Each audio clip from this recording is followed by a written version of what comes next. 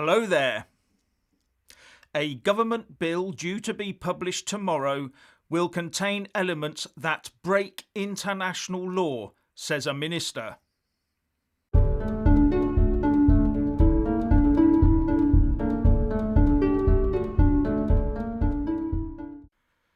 Firstly, please subscribe and like this video to give my channel a boost, and I'm always uploading new content, so please do check back daily. And a big thanks to my Patreon and PayPal supporters. A new government bill, the Internal Market Bill, designed to ensure the smooth operation of the whole UK internal market, will contain a clause or clauses that break international law, says the Northern Ireland Secretary Brandon Lewis. And this will be enough to cause a catastrophic and total meltdown of the pro-EU lobby in the UK. It'll look like someone had a 1,000,000-candle birthday cake, blobs everywhere. Answering urgent questions on the withdrawal agreement in the House of Commons today, Brandon Lewis was asked by the chair of the Justice Committee and Tory MP Bob Neill, will he assure us that nothing proposed in this legislation does or potentially might breach international obligations or international legal arrangements?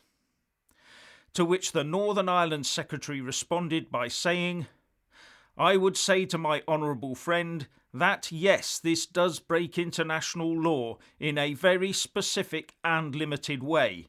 We are taking the power to disapply the EU law concept of direct effect, required by Article 4 in a certain very tightly defined circumstances.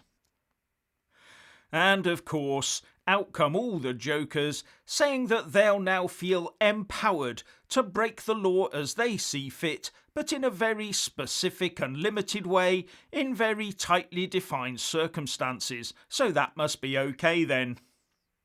Well, most of us have done that sometime in our lives. Foot gets a bit heavy on the accelerator when you're late, doesn't it?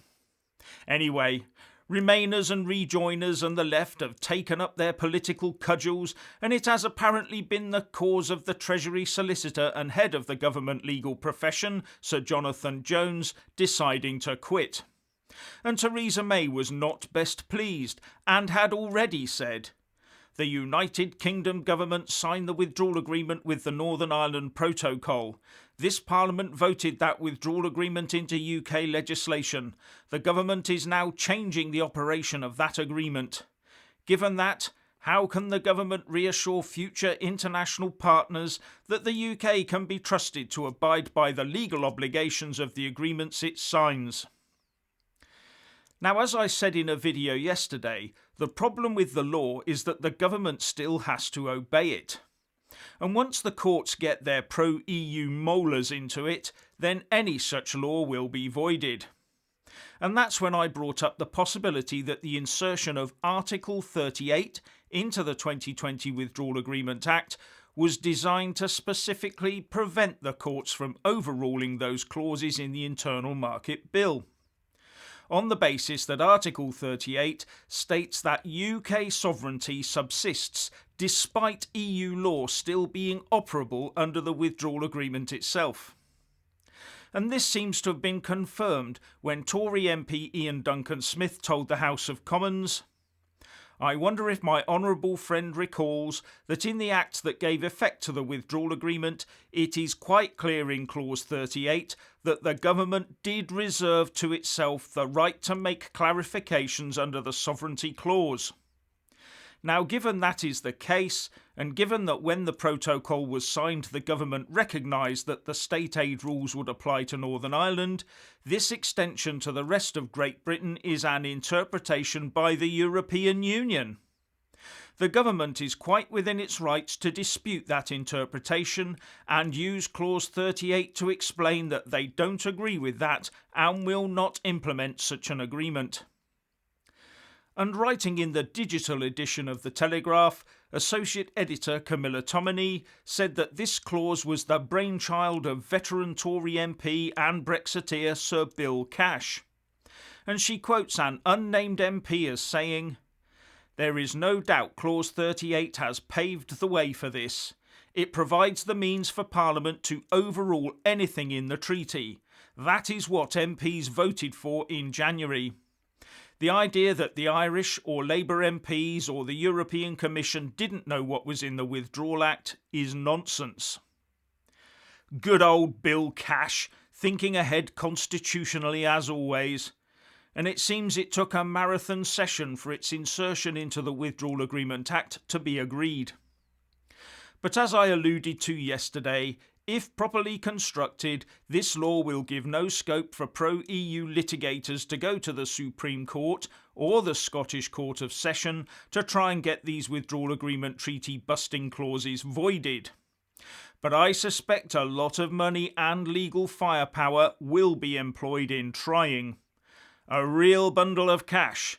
They've probably started fundraising already. But if the UK Parliament, which is the sovereign lawmaker in the UK, has made this legal, then I'm not sure that the Supreme Court judges and those in the Court of Session can do anything about it. And as an aside, I can tell you one thing for free.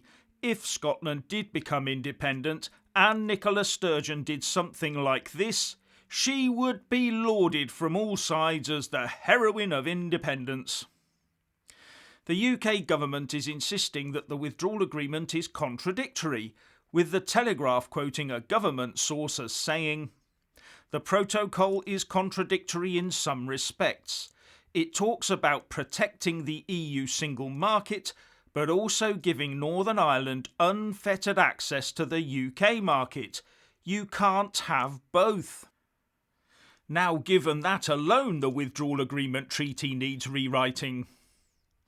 And you have to ask, if the single market is so vital to the European Union, why have they allowed a third country, the UK, to monitor and control access to a portion of it for them? Because if they're not going to monitor the border between the north and south of Ireland themselves, then they must have left the job to us. I wonder how that one squares in international law. Anyway, when the EU and UK signed up to this withdrawal agreement treaty, it's obvious they had very different ideas over what the final relationship would look like. The European Union thought it would be UK colony time, and the UK thought it was total independence time. And that is something that is borne out by the so far 8 rounds of Brexit talks. At the end of the day, we can huff and we can puff on both sides of the fence, but we'll all have to wait until tomorrow when we've seen the full text of what's being proposed and the actual legal ramifications of it. Now, I would add that the UK government has probably already tried to get Brussels to agree to these changes. After all, it would be silly to suddenly drop them in like this, only to be embarrassed when Brussels sees the proposals and says, "Actually, we're okay with this." So it's likely that the Eurocrats will kick off, and that means so will all our in-house Europhiles on this side of the fence, and that will also include some Tory MPs. Anyway, if you want to hear more from me, please don't forget to subscribe and also press that little bell, or you won't get any notifications. And if you want to see more of me, buy a mug with my mug on it by following the link in the descriptions box below and support me on Patreon or PayPal. So what do you think about all of this? Please share and comment, and thank you for watching.